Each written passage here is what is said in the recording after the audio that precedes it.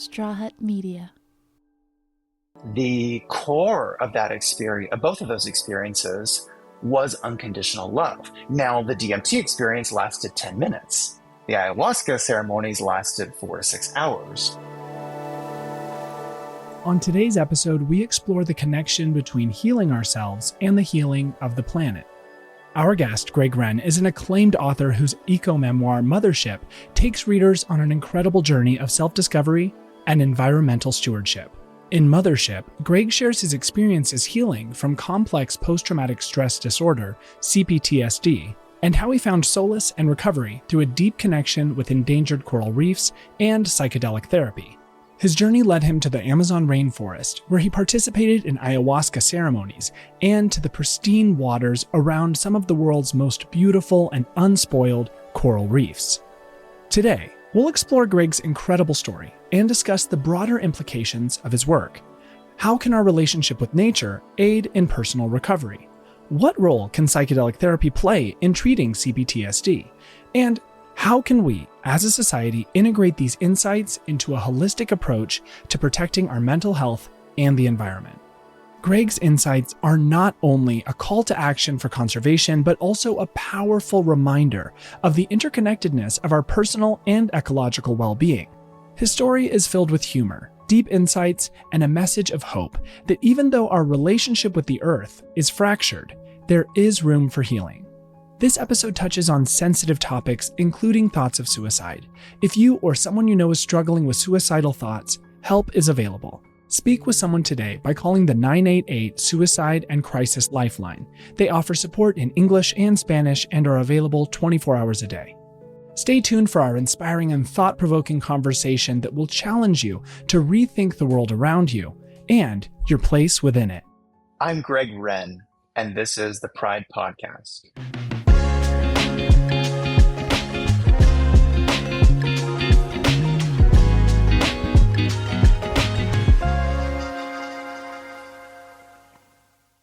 Before we get started talking about Mothership, would you mind introducing yourself and just telling us a little bit about you? Well, I was born and raised in Florida, and I left when I was 18.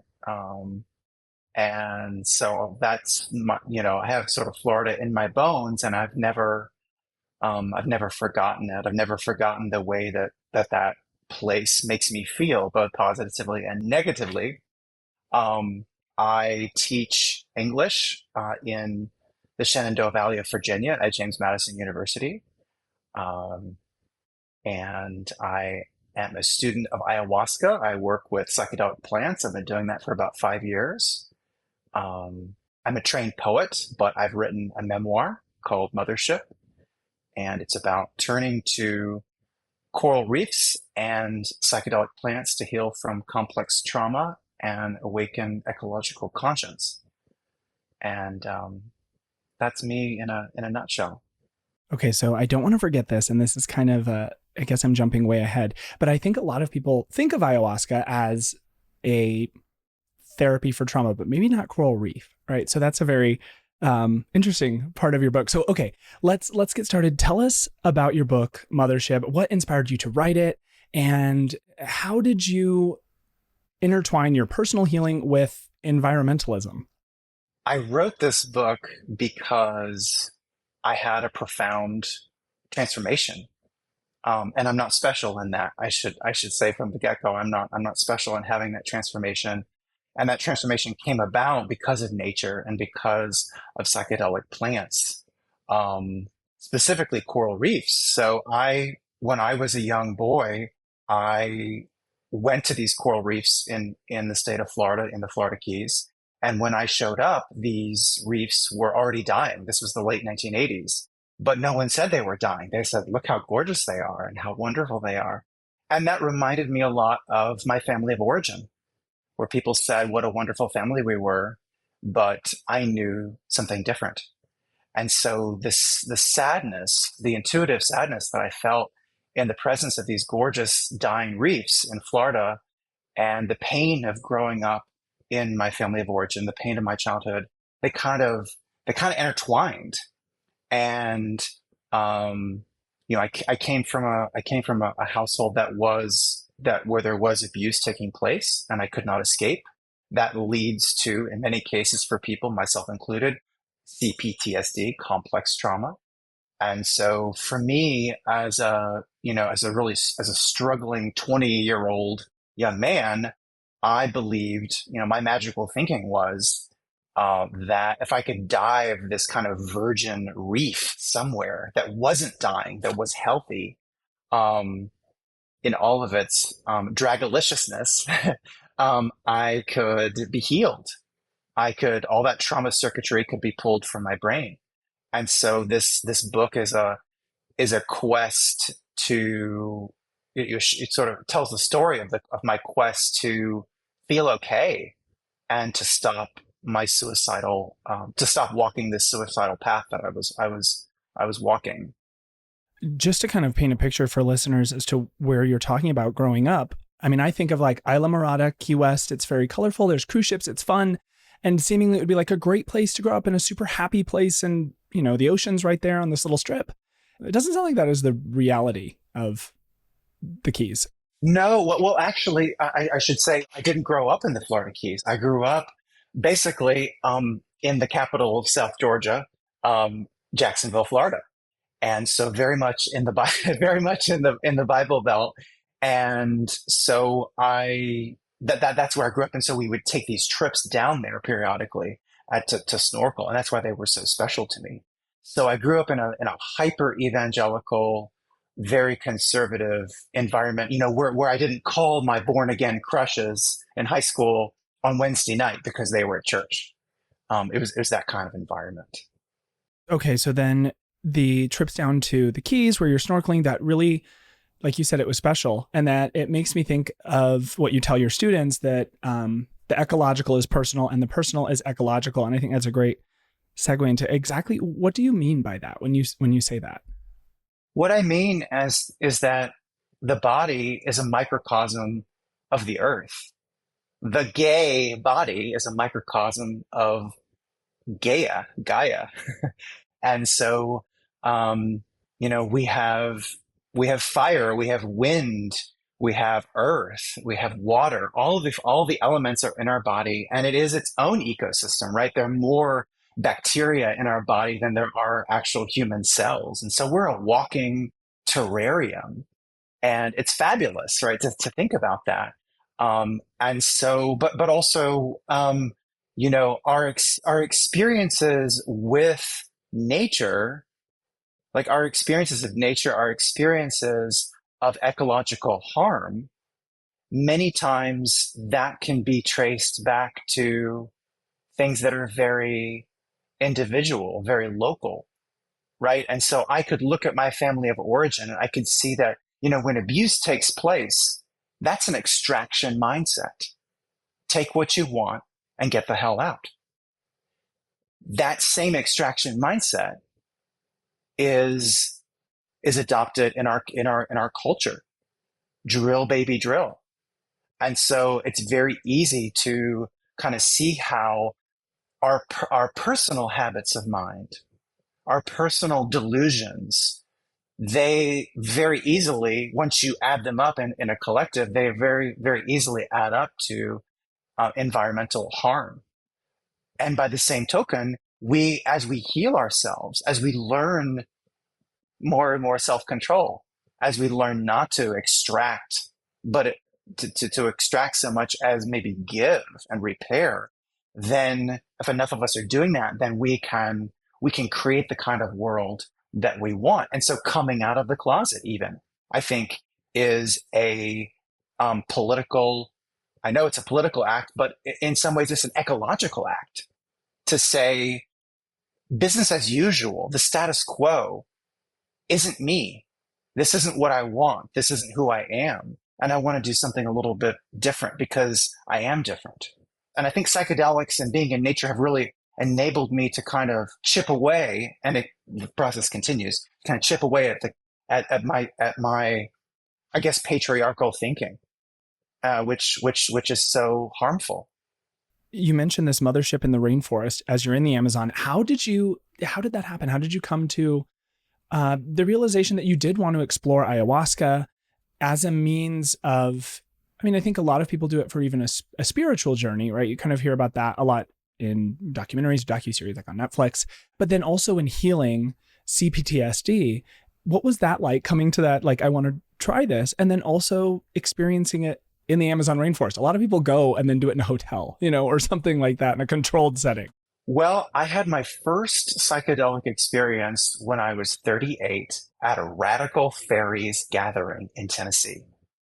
And I had my first psychedelic experience there. It totally changed my life. I was in my late 30s. I had never taken drugs before. I was very straight laced in that way. And it was a cute guy who offered me this DMT at this Radical Fairies gathering. And so I was sort of seduced into it in a sense. But it was a beautiful experience. And so after that experience, I think I knew what unconditional love felt like. And I knew that this could be an antidote to the shame that I felt as a gay man and as a survivor of abuse. And that really bothered me, that I had this taste of freedom. But I was, I continued kind of walking this suicidal path that I was walking. I was putting myself in harm's way. And I realized that I was probably going to hurt myself, like really hurt myself. And so I did what a lot of people do when they are suicidal. I went on Reddit and I found the ayahuasca center with the most upvotes. And because I had just read Michael Pollan's wonderful book, How to Change Your Mind. And I looked at the scientific literature. I went on Google Scholar and went to town and realized that ayahuasca, from my research, might be a really effective treatment for PTSD. And so, with nothing to lose, I guess you could say, I booked this ticket and I went to the Amazon, and it was a gamble for sure. And people shouldn't have to go to the Amazon to save their lives. I feel like, this is something we can talk about some more in terms of the legalization of psychedelic-assisted therapy. But I went nonetheless, and it was an incredibly transformative experience. And there I met Mother Ayahuasca face to face.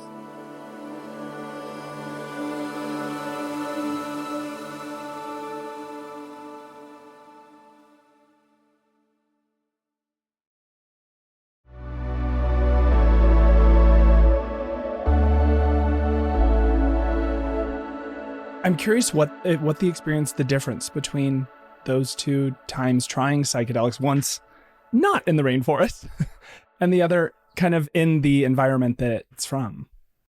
The first time was it was in a forest, but it wasn't in a rainforest. It was at essentially a party, and so I didn't think, oh, this cute guy who looks kind of like a young Indiana Jones.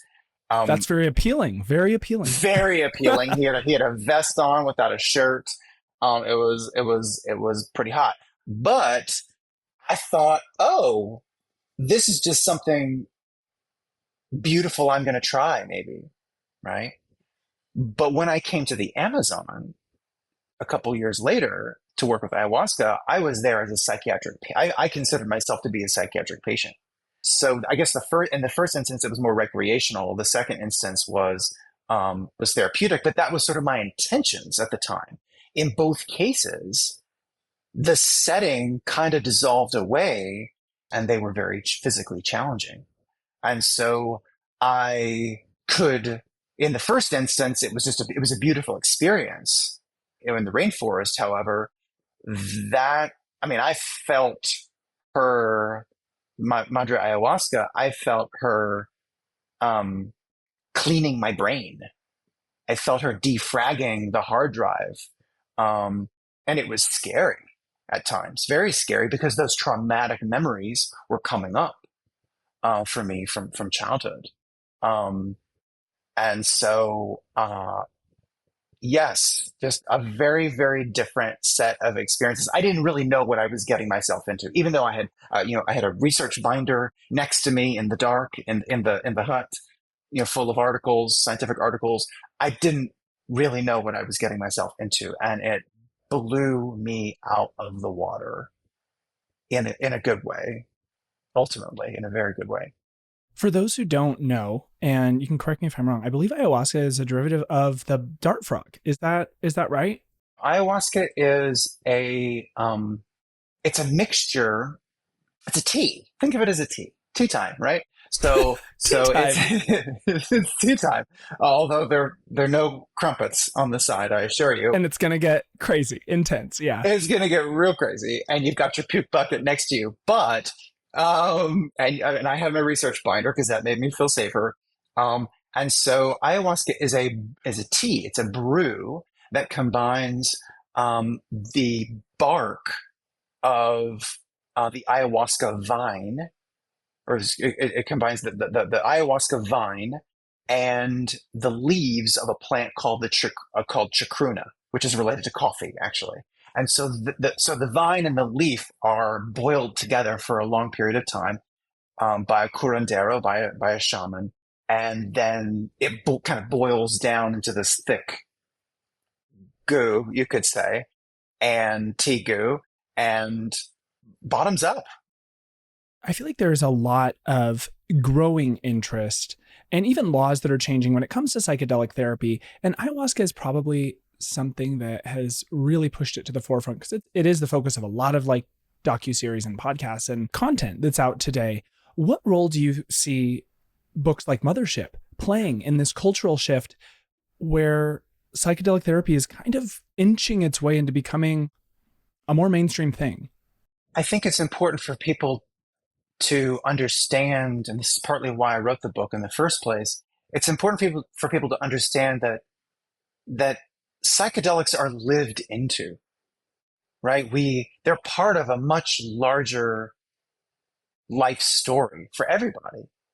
And there are heartfelt, sincere reasons that people seek out these medicines. There are bad actors, I'm sure. I don't, but the majority of people, it's a sincere, heartfelt decision to turn to these medicines. And so I want people to understand that I wasn't, I had my just say no programming from the 80s in some ways. I'm grateful for that because it kept me from using some substances that would not have been good for me, that would not have been therapeutic. So I think that, I want people to know that, there's hope because, especially as a queer man, in most, in my part of Virginia, for example, is there a gay affirming therapist that I can turn to? No. Is there a gay affirming physician out there that I can really turn to? Not really. Not in my town. And this is true of so many queer people around the country and of course across the world. And so we as queer people and just anyone who is struggling with trauma, struggling to feel relief from mental health difficulties, we kind of have to take matters into our own hands. And yet we shouldn't have to. There are these therapies available, MDMA, assisted psychotherapy, psilocybin assisted psychotherapy. These are proven strategies for treating mental health disorders. And so why not make them more available, especially as things get more and more difficult in our society? How do you see your book kind of playing into that and contributing to this conversation about the efficacy, but also the safety of psychedelic therapy? How do you see your book contributing to that conversation? It contributes to the conversation in that it shows that I didn't try to do it alone. Like too many people reach for these medicines and try and do it by themselves, and that's dangerous. I also want to highlight that the book shows that I was lucky. There are plenty of people who go down to the Amazon or find someone on the dark web or Reddit or whomever to serve them medicine those people are not to be trusted. And so I was lucky. And so I really want people to understand that these medicines have to be respected. They have to be respected. And it has to be a group effort. And there needs to be a community that holds you because so much of my life story is about isolation. It's about shame. And so and what these medicines have done for me is they've made me realize that, trust is difficult. but these medicines prime us for new social reward learning. They prime us to form new relationships. And so this is a great opportunity, I think, for people to find like-minded folks who are really trying to take ownership over their brains when Grindr, Facebook, Instagram, whatever, seem like they hold them hostage sometimes. That's actually another thing too. I want to say, if I could just add, that like Grindr, what was really was something that caused me a lot of pain in my life. It was one of the ways that I walked a suicidal path, actually, and it is an addiction. And one of the things that gay men have to understand is you can overcome that addiction if it's an addiction for you. And these psychedelic plants are a way to treat addiction in its many forms: drug, alcohol addiction, and then addiction, sort of digital addiction. And so nothing worked for me except psychedelics.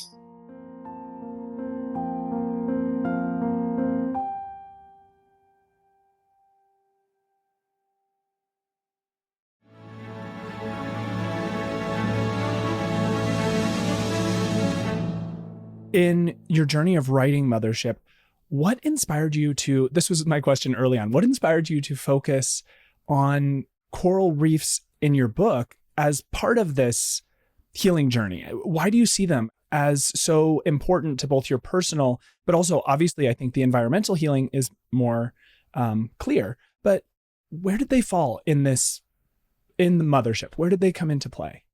Oh my gosh. They were endangered. They are endangered. They're endangered. They're fragile. They create a habitat. It's an endangered, fragile habitat, which sounds a lot like, I don't know, like the body, but it also sounds a lot like a family, maybe my family of origin. And so I think that, I love the pageantry of it too. Like I love the colors. I love the weird creatures, orangutan crabs that have like orange fur and kind of move around, manta rays, which look like a badass starship, soaring through the water. I could go on and on, but these creatures create a habitat that can be seen from space. Even though coral reefs cover less than 1% of the ocean floor, 25%, quarter of all marine species on this planet depend on coral reefs for their survival. And they are the canaries, you could say, in our coal mine. This is why coral reefs will probably become one of the first ecosystems on Earth to go extinct, is because they are so sensitive to temperature, to rising temperatures. And that's, of course, what's happening across the planet in terms of ocean temperatures. And so it's beauty under threat. It was also a place where I could go and I don't have to talk to anyone. No one can touch me. No one can humiliate me. No one can judge me. There's no one else there, no human there. But I'm in the presence of trillions, billions of creatures, many of whom can see me, and I can see some of them. And so for me, before I ever even worked with ayahuasca or any psychedelic plants, this place, it gave me a new benchmark for safety in relationship with other creatures. I couldn't get that with my therapists. I couldn't really get that with the people, with the human beings around me. In George W. Bush's America, it was a little bit difficult to feel, or a lot difficult to feel. And so I got relief. Like queer men and queer people through the ages, they've gone into nature because they felt like social outcasts on some level. They've gone, I think of Walt Whitman looking at a live oak tree or standing on a promontory looking at the ocean and with a spider, like we can find safety and belonging in nature. And there are mental health benefits to being in nature, to being underwater. And so I think that I got a lot of relief from my anguish. I got relief from my anguish underwater. And I felt like an alien, and I was surrounded by aliens. So it was a bit like that bar scene from Star Wars, over and over and over. Um, and and it just, it touched me. It touched me over and over. It touched my heart. And I'm just so grateful to that place. Do you think that queer audiences will respond differently to Mothership than to straight audiences? Because obviously queerness is not necessarily the topic, but obviously people see the world differently. Do you feel like there's going to be a difference in perception? I think that I've tried to, like, I wanted the book to obviously speak to queer audiences and speak to the queer experience. But because the book is about it involves the climate crisis, it involves the mental health crisis, there's also a part of me that wanted to reach other readers as well. And so I think that, maybe some queer readers might wish it were queerer. And certainly there are drafts of this book that are a lot more gay than what was published. And I think people might wish it were even more political than it is, although it does strike many political notes. Um, so I don't really know, but my hope is that it can speak to everyone, and I think that, but I do think that queer audiences will understand how destructive, especially queer men, they're going to understand how destructive Grinder and so much of our app-based queer communication, how damaging that is, especially if you're already a traumatized person. Because being gay, right, being in the closet, even coming out of the closet, is its own trauma. And so, and then we come out of the closets this day and age, and then for a lot of folks, it's sort of like there's the Grinder hellscape, and then but there isn't necessarily a group of warm, welcoming people at the local bar who want to talk about life and the meandering river and the frogs and the trees, right? And so it can be harrowing out there. Were there significant breakthroughs or turning points for you that you experienced while writing the book and making those connections and intertwining everything? The ahas, if I say them, are cliches. And so one of them would be, love is the answer. Love is the answer. Violence is not the answer. Violence is never the answer. Or maybe in self-defense, in certain situations, perhaps it could be morally justified. But violence is not the answer. Love is the answer. And love means thinking about your grandchildren. Love means thinking about the river that runs through your city. There's a beautiful river that runs through Jacksonville, Florida, called the St. Johns River, and it flows north. It's one of the only rivers in the world that flows north. And what's that river going to be like in 50 years? To think along sustainable terms, to think in terms of sustainability, is to think with love.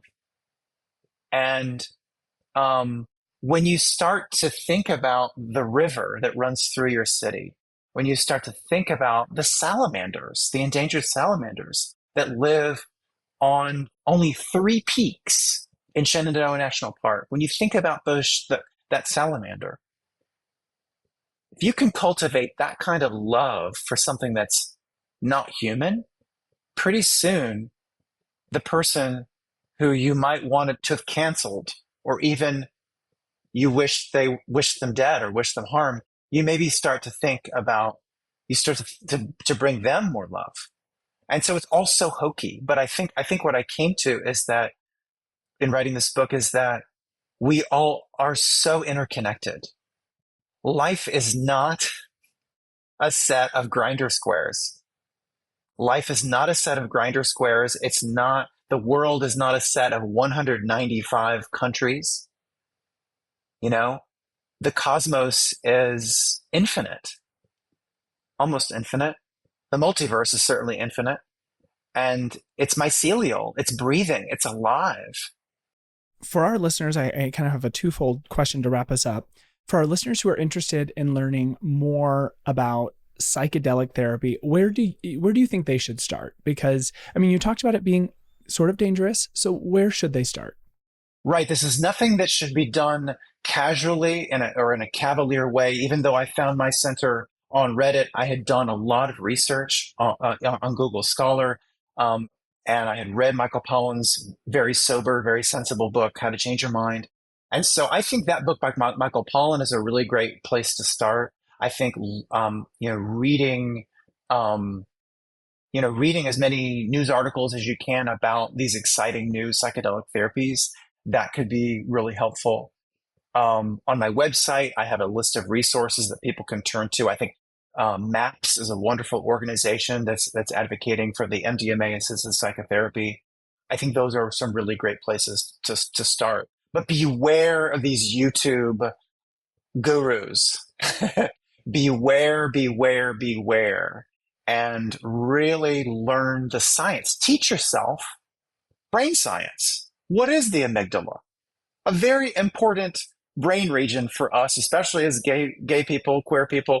It's an important brain region to know about, the amygdala, the prefrontal cortex. What's the prefrontal cortex? And how do these substances affect the brain and change the brain? Educate yourself. And I think that's a really good place to start. And then having conversations with people, going to your local psychedelic society. I've spoken to, over a dozen psychedelic societies across the world already for this book. And these are communities of people who are coming together for harm reduction, for education, and to seek the legalization of certain therapies involving psychedelics. So there are communities out there online and in person that are sober in a sense. They are sensible. They are rational. It's grounded in the science, and some of them are even gay. Some of them are even LGBTQ centered, and you can find those and connect with them. So don't do it alone. Don't do it alone. Reach out to people to get educated. Yeah. And I mean, we've talked a lot about avoiding scrolling, but if for those listeners who are addicted to scrolling, and I think there's probably a lot of them, where can they find you and connect with you? Me? They can find me on Instagram, Greg J, that's the letter J, Wrenn, that's the bird plus N, 2 N's, Greg J Wrenn on Instagram. You can find me on my website, gregwrenn.com. And there are a bunch of, I have some videos out there. I talk about trauma and healing of trauma. And I'm on book tour right now in Florida. So I may be coming to a Florida community near you. So yeah, I love talking to people, and I love envisioning hope. And I not only envisioning it, but I like to name what can give us hope. And community, love, these are things that can bring us hope, but also psychedelics, also nature, having nature be our mama, feeling her embrace. And because we get to choose where we put our eyeballs, we get to choose. And sometimes we're scrolling, but other times there's a waterfall that we chased. We chased that waterfall, and we stand in the presence of it, or a mountain, or a river, or just the succulent on your windowsill. Talk to it. See what it has to say. Thank you so much for being here today. I really appreciate. It was kind of a journey, right? I feel like it was. I feel like I learned a lot of things. Oh, Levi. Yes. Thank you very much for coming on the podcast today. Truly an honor, and thank you so much. My husband listened to you when he was coming out 5 years ago. He was listening. Oh my gosh. To your podcast, or 4 years ago. So long. Yeah. And so he when I told him I was coming on, he was just about to die. He exciting. He let out squeals, and I'm not so much of a podcast person, but you really helped him. You helped him come out and feel like just you were a voice, that because he was living down here in Florida and alone. And well, thank you. I appreciate that. The voice is like Maggie's in the background. Ryan is always, you know what I mean? There's like a voice, and then this team of people who make all the great stories. So I can't take all that credit. It's a family. I see that. Yeah. Yeah. Yes. Yeah. Okay. Thank you very much, Greg, for coming on. My pleasure. Thank you so much, Levi.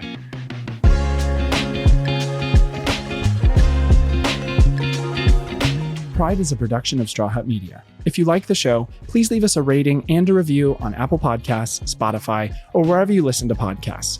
Then, follow us on TikTok, Instagram, Facebook, the app formerly known as Twitter, and Snapchat @Pride, and tune in weekly for more episodes. Be sure to share this episode with your friends and subscribe for more stories from amazing queer people. If you'd like to connect with me, you can follow me everywhere @Levi Chambers. Pride is produced by me, Levi Chambers, Maggie Bowles, Ryan Tillotson, and Brandon Marlowe, and edited by Daniel Ferreira.